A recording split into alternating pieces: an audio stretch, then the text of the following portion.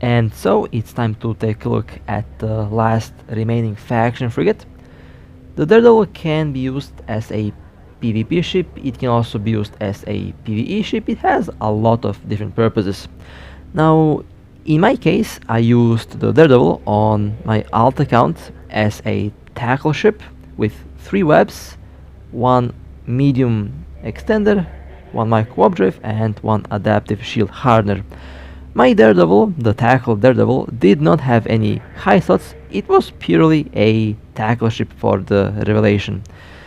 Now, today I will show you how the ship works, I will show you a lot of different builds, and I will show you some tactics that you can use against battleships, especially against Blood Raiders. Now, let me take a look at the ship trait description as usual. Advanced small Raygun operation bonus will give you plus 25% small Raygun damage, plus 10% small Raygun accuracy falloff, plus 10% status webifer speed decrease, plus 10% status webifer effective range, plus 10% warp disruptor optimal range for the advanced frigate command bonus, 3 high slots, 3 medium slots, 3 low slots, 3 combat and 3 engineering rigs, 4.7 thousand overall defense. Now the Daredevil can be a shield or armor tank. For a passive tank I prefer shield, for a active tank I prefer armor, but you can active tank both or passive tank both. The Daredevil has decent capacitors, should last for a very long time. 5 max lock targets.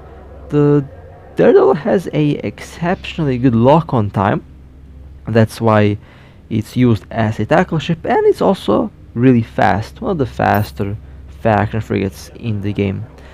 So I have 64.80 DPS, this is with the small snub-nosed railguns or the blasters, optimal 2.34, fall-off 4.68, 688 is the tracking, 1 disruptor at 45 km range, dual webs at 22.2 km range, and they slow down by 91.5% per web. 1 micro warp drive, 1 extender, and a adaptive invulnerability field. Now, with this build I actually prefer an afterburner, not really sure why I had a micro warp drive, but I'll correct that mistake later on. Dual burst aerators, 1 collision accelerator, 1 ancillary power grid, 1 auxiliary thruster, and 1 polycarbon engine housing. Now later on I will actually swap one of these rigs and do the long range build, but for tackle I would say go with the shield resistance. After all, you want to have speed and tank, and with that build you don't really use any high slots, so you can focus all the power grid on the overall effective hit points. And this is how the stats on this little boat look for the shield. Now the Nano core is going to be very interesting. This is the Serpentis narcotics core.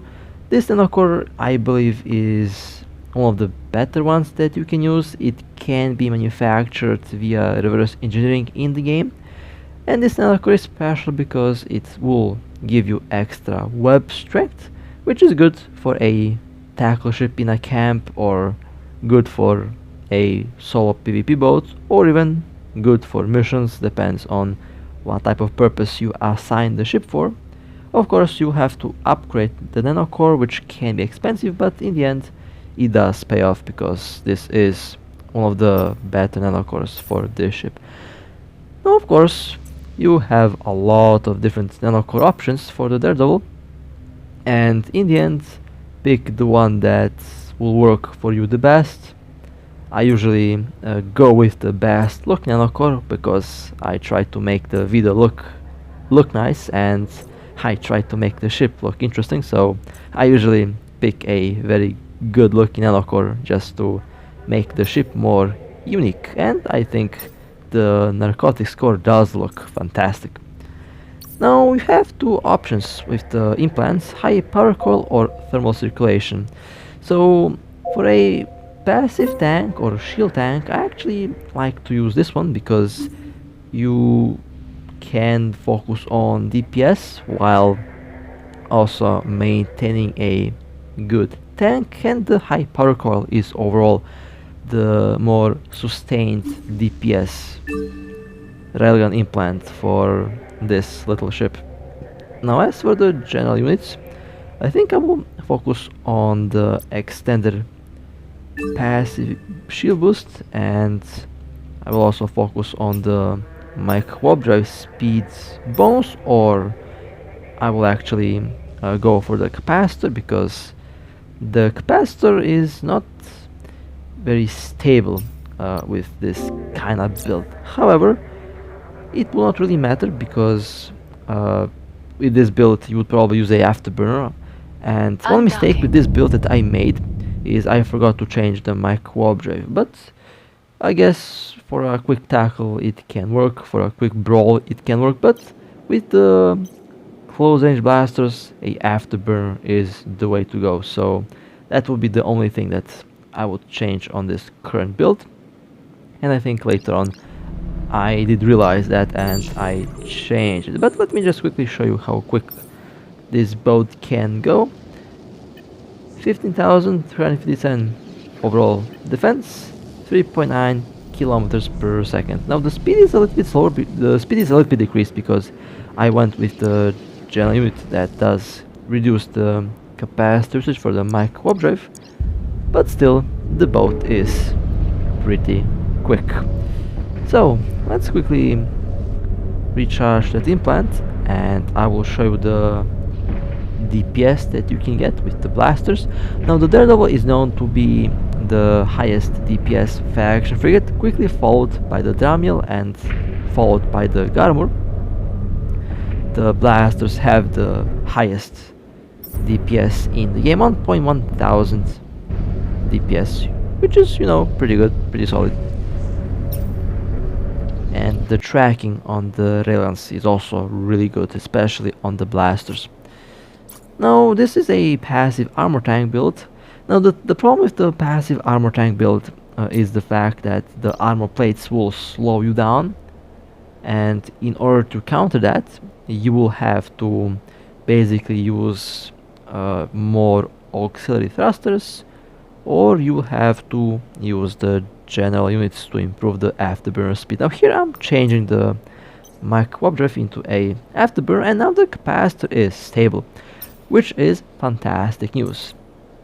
Now with a armor tank build I recommend that you use the thermal circulation, because the thermal circulation at level 15 does increase your armor resistance.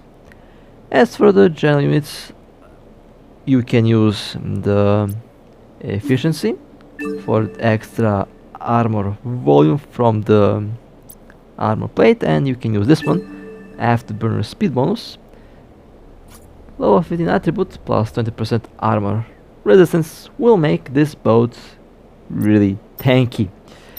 Basically it's like having 4 low slots, because it does count as one extra adaptive that's going to be running at all time, and now the stats are actually really solid. This is the 400mm armor plate, and this is a C-type armor reactive armor hardener. And let's unlock, and let me show you the stats that you can get on this little boat with this current build. Undocking. Again, it really depends on the skills, depends on what kind of purpose you want the ship to have, so I'll just show you all the different builds that, well, not all of them, but definitely the ones that I would probably use on this ship. The hit points 15,407, and this actually looks pretty good on armor. 4 minutes and 59 seconds is the capacitor runtime, and the ship goes 2.1 kilometers per second, which again is not bad. Pretty good for a boat that has a armor plate. Now let me show you the maximum DPS that you can get with thermal. Now thermal is a little bit weird, because you have to basically heat up to 70. At 70 you get the damage boost. The damage boost is going to be higher than the damage boost on high protocol, but it's not as sustained, and you have to be careful not to overheat the thermal, because if you overheat you lose a lot of DPS and it takes a while for that to cool down. So that's the thing that you have to keep in mind if you are using the thermal circulation implant for DPS, although this is more of a tank implant, but it can give you some good DPS. 1.3 thousand, almost 1.4 thousand DPS, which honestly is not bad at all. Really solid DPS for this little boat. Now this is a kite medium to long range build, a passive shield tank with a micro warp drive. The railguns have a very nice range, perfect for kiting, and most Daredevils are actually kites nowadays. And I have a micro warp drive, extender, adaptive hardener, and it's a tight build, one power grid left to spare. Now here you can actually swap one collision rig into a arm bit extension. This will give you 2 extra kilometers on the range, and now you can actually orbit in optimal outside of the web range of your target. I will orbit at 17 kilometers, it should do really well, and you are going to be outside of the webs for the vast majority of ships. And you will have a long range disruptor, so you can hold them longer than they can hold you. And the micro warp drive is going to maintain the speed and distance, and with this build you can easily go with the output boost unit for the micro warp drive, and that will increase the speed a lot more so that you can maintain the kiting distance easier. And with this build I will use the high power coil implant with this current setup, although I have the efficiency, but you can easily swap into the output boost for the micro warp drive. The key thing here is to use the extender only in emergency situations. That will definitely keep your capacitor up and running for a very long time. Okay, let's orbit and let me show you the speed and the DPS with the long range railguns. 535.85, which is, you know, not bad for a frigate. The tank is going to be the same. 3.9 kilometers per second is the micro warp drive speed. And let's quickly shoot at the station to charge up the implant, and then we can take a look at the maximum DPS.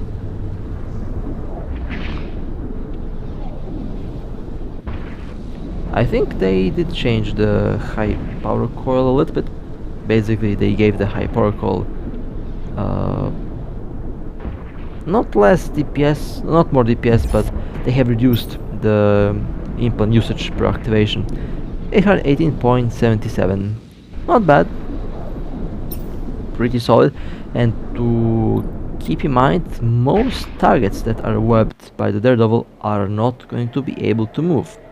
So you have the speed advantage and range advantage. Now you can do a build like this, and I actually like to say that a build like this is going to kill a Balgorn or any other Blood Raider that doesn't have stabs, because you can easily orbit at 0, and the capacitor is actually 10 minutes long, which, you know, is always a good thing. And with this implant you can go with the thermal circulation. I did manage to slap a medium armor repair, which is very easy on the capacitor, and it does repair a lot of armor for a frigate, so that's one of the reasons why I use it. And I will even improve the armor repair with the armor repair output and the Nosferatu, as well as the afterburner output boost can be used 2 minutes and 10 seconds. It repairs 423 every 5.45 seconds, which is pretty good, again, for a frigate. The power grid is almost used up to the top, which is always a good thing. Always nice to look at, to be more accurate. And well, if you have the implant on level 20, you can go and slap a third unit, And I will use a Nosferatu unit, which will improve the absorption efficiency. And now this little build is ready to go and fight with some Balgorns or Ashimu or whatever you catch that doesn't have stabs, of course. Let me undock and let me show you how this ship looks in action. With this current build, of course. Undocking.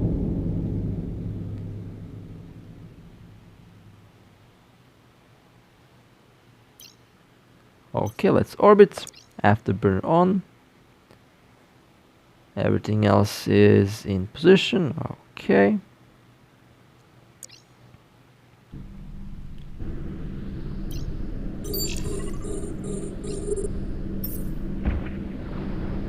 $9,621 is the overall defense. 2.4 kilometers per second is the afterburner speed. 3 minutes and 55 seconds is the capacitor. And let's take a look at the maximum possible DPS with this current build. It doesn't use a lot of capacitor per cycle. The armor repair can run for a while, and the small Nosferatu is actually doing a pretty good job at recovering the capacitor. Works really well if you are fighting battleships. The goal is to stay under the guns of battleships with this build. Basically, if they can't hit you, if they can't run, they will be dead. And even if they have a neutralizer or Nosferatu, or if they are a Blood Raider, the small Nosferatu will maintain the afterburner speed and it will maintain the web and scrambler or disruptor. So that's the idea behind this build. Now the shield tank build with the same idea is a little bit different. Mostly different because it does work, but I don't like the capacitor instability. The capacitor really does not last long. Now it does boost good. You will have lower overall hit points, but the shield booster does have a faster cycle time than the armor repair, so it returns shield a lot faster. But I don't really like the fact that the capacitor doesn't last nearly as long as with the armor repairer. So with this build I would change some of the general units. I would change from the output boost to the efficiency. Although again, you have so many different options to choose from, but just to maintain the capacitor for as long as possible, for the shield tank fits, I would personally go with the efficiency units, just in case if they are needed, although they do reduce the overall effectiveness of the modules. Basically reduces the range, reduces the overall repair amount, but it does give you a more stable capacitor. So but I think it's going to work really well. And again, somehow I managed to make the capacitor even worse than before, but that's fine. You can you can make a kite build, or you can go with a dual propulsion build. I have seen a lot of Daredevils using this. Basically, the my co-objective is tackle, and the afterburner is there to maintain a stable orbit around the targets. You can go with dual webs and a scrambler, or one web, one scrambler, or a disruptor and a Nosferatu. You can also use a damage control, also works really well. And you can use a build like this with a medium extender and a heatsink. This one is actually heavy on the power grid, but you will get some good DPS and some good defense. And you can do a build like this. Now a build like this is more of a PvE build. However, the Daredevil is one of those ships that I wouldn't be, let's say, I would not be uncomfortable if I had dual magnetic field stabilizers, and if I relied only on speed tank, you can speed tank with the afterburner in the Daredevil really well. And then you can replace the long range disruptor into a scrambler, but sometimes the micro drive signature penalty does help at hitting the target a lot better. So I talked about the Frigate versus Battleground situation for a while, so I have decided to go and do a simulation to exactly explain how this should work.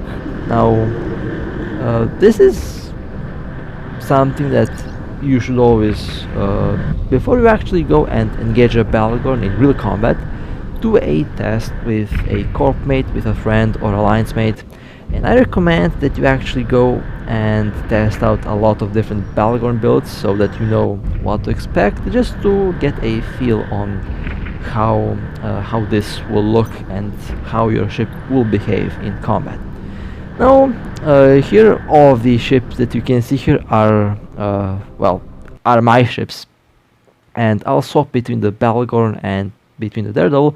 Now, I thought that the ship will shoot if you log out with the automatic lock on and automatic shoot back options enabled in the options of the game, but unfortunately that does not seem to be the case, and I really thought that I was able to make the Battleground shoot at me, but unfortunately I wasn't. So this is just going to be a example of how it might look when you go and engage a Battleground.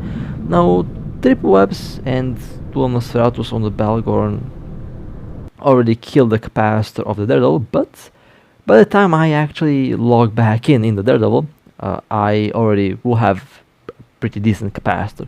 So the idea is to hold a 0-kilometer orbit around the Battleground, basically under the guns of the Battleground, and your Nosferatu will keep your capacitor running at all times because it has a very fast cycle time. By the time the large Nosferatu kills your cap, you already have your capacitor back from the small one, just because it does cycle a lot faster. And since I'm orbiting at 0, the Battleground, even with triple webs, is not going to have enough tracking to hit you. And even if you are moving without afterburner, the Battleground will be moving at 0 meters per second, which gives you a speed advantage, and at this distance the Battleground just does not have any chances at hitting you. So this is basically how you deal with Battlegrounds with a frigate. This trick works with a succubus, this trick works with a cruiser, it works with the Dramiel, it works with basically any frigate, as long as you have a small Nosferatu, a web, scrambler or point, and an afterburner. Now, when you have good afterburner skills, the small afterburner basically doesn't use any capacitor. Your natural ship capacitor regeneration will be enough to maintain the mod running, but just to be able to maintain the web and scrambler or point, you should have a small Nosferatu just in case, just to be safe.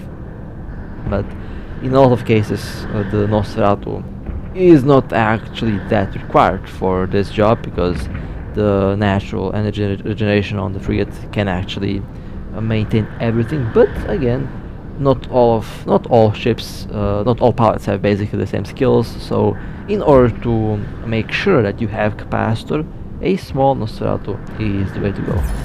And you will kill the Battleground with some time.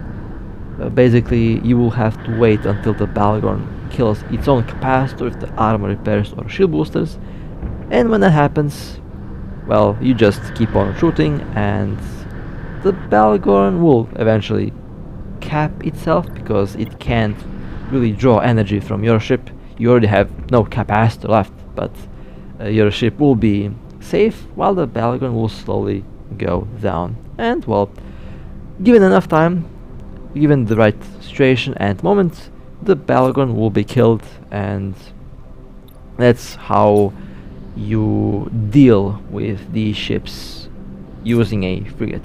The trick can also work with other, a bit larger ships like a cruiser, but frigates have it very easy because they're just so difficult to hit.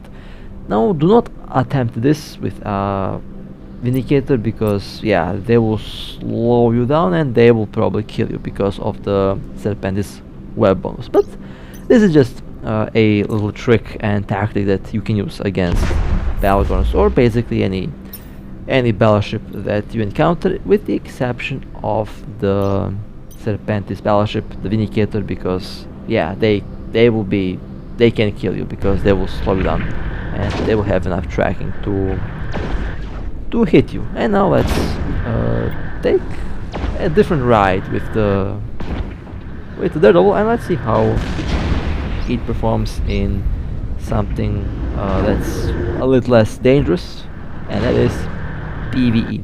Now, again, one thing that I would like to add about the whole Battlegorn versus Frigate thing, before you actually go hunt Battlegorns, I would recommend that you really practice with your corp or alliance or friends and try a lot of different Battlegorn builds out, even try different Frigate builds out.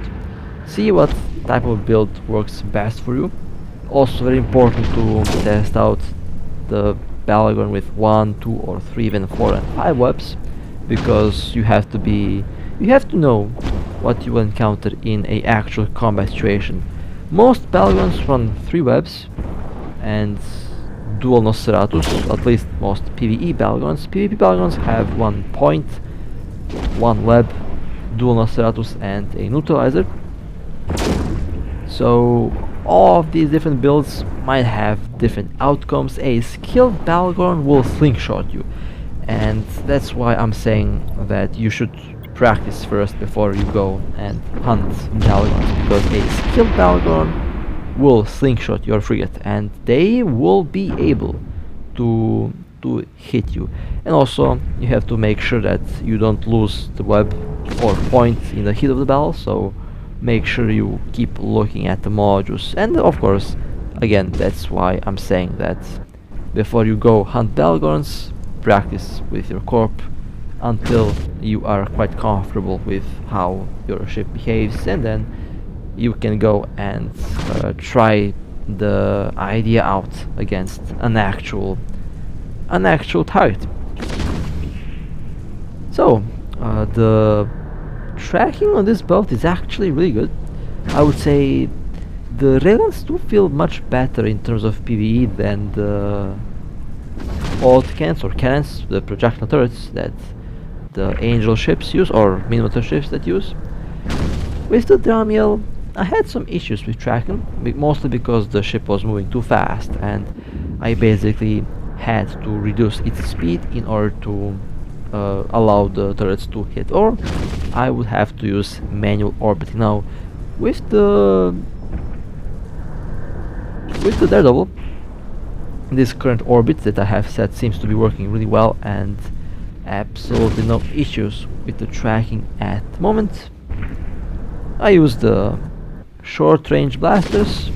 The rifle railguns can also be used for PvE if you prefer long range combat, but for maximum possible DPS and for faster clear times, I would prefer to go with the blasters. Again, you can use both the railguns and blasters in different situations. Both are excellent weapon systems, and it all depends on the player's preferred weapon. Some players like close range, some players like long range. In my case, I like both. I use both and I enjoy both, so I will use both. Now, one thing that I would say, the alpha damage is again really solid. The blasters are known to have the highest alpha damage, and they have the highest DPS, although at the expense of having short range. Basically, the blaster ships have the potential to be the best DPS ships in the game. Now, the other ships that I used did have the issue with being hit. Now, the Daredevil has a phenomenal balance, in this case, between speed tank, damage application, range, everything is so well balanced that having the armor repair does feel like an overkill. I could easily use dual magnetic field stabilizers and orbit, and the shield will slowly recover by itself passively because I'm not taking any damage from the targets, and it's a very good thing because it means that a skilled pilot with really good skills, a pilot that knows how to fly this ship better than I do, will probably be running a 1.5 to 2000 DPS Daredevil, and 2000 DPS for a frigate, you know, it's actually pretty solid, and you can clear high sec missions really easily with them. Now for low sec, I would probably use the longer railguns, mostly because there's a chance that you might get engaged by other pirates. However, a good thing about a frigate is its signature radius and overall scan and source radius, because you will require to have very good skills, an Astro or a Statius that's built for scanning in order to find this little boat. Now, an Astro would probably not engage you. An Astro would probably provide a warping for a other ship to engage you, but you can easily warp out before they land. Now the Statius might be a problem because the Statius can stealthily tackle you, but if you're moving, if you're manually flying, and if you are not orbiting around any obvious warping locations, you should be safe. Basically the same rule can be applied to the other frigates, other ships, other battlecruisers, other cruisers. If you're moving, then you are a very difficult target to catch. And if you notice that one player lurking local for way too long than usual, then yeah, I would probably say that they're trying to catch your ship. Also, one thing that PvE ships can use for a, let's say, emergency situation, they can use a scanner. Basically, when someone enters your system, and if you scan, and you can basically see what they're doing, if there is someone in local and there is no stations and scan is clear, probably a Loki ship watching you, an Astro, Status or any other covert ops. But if they are on scan, you can basically see what they are doing, and you can decide whether it's safe or whether it's not safe. You can actually see if someone is preparing to engage you, which is also a very important thing. But for that case, if you have to use a scanner, then you would have to sacrifice one medium slot. I will probably sacrifice the Nosferatu because I already have a pretty stable ship, so the Nosferatu will be replaced with the scanner, and I would be able to see what's happening in the whole system. Or perhaps I would replace the Disruptor into a scanner. Again, we have a lot of options, but you can even use the ship's low scan source radius to basically get a ping each time someone scans, and that is also a very nice defensive tactic against pirates. Small ships have a fantastic defense in low sec against pirates, and that is by the fact that they're small, hard to catch, hard to scan, and all that adds to the survivability in low sec. While big ships, battlecruisers, battleships, are huge targets, very easy to scan and very easy to lose, as we have shown on this channel for the last 3 years. We have destroyed a lot of battleships, but catching a small target is always difficult, and that's why I will always recommend smaller ships for low sec. Smaller ships for low sec story missions are fantastic, and I 100% recommend a frigate or cruiser or battlecruiser over a battleship in low sec, because what's the point in having 10,000 DPS when your battleship gets destroyed 10 seconds upon warping to the mission? Well, a frigate will definitely not be killed in 10 seconds. Has a lot more chances to actually survive. Well then, how do I like the Daredevil? Well, I already used this ship for my revelation for a tackle ship, so I already knew that this ship is fantastic and awesome. Overall, a very enjoyable to fly ship, a very deadly ship, and overall a very good looking ship as well. Have to say that Docking request accepted. the design is actually fantastic and definitely a boat that does deserve to be used. And if you are thinking about using a Daredevil, well, go for it. Fantastic ship, amazing ship to be more accurate, and with a little bit of practice, you can kill basically any battleship that's out there. And with that being said, well, I really hope that you enjoyed. Again, as always, I hope that I could help you with building your own ship, or at least I hope that I was able to inspire you to come up with your own build for your own ship. As always, I love you all. Stay safe, stay safe, and I'll see you next time.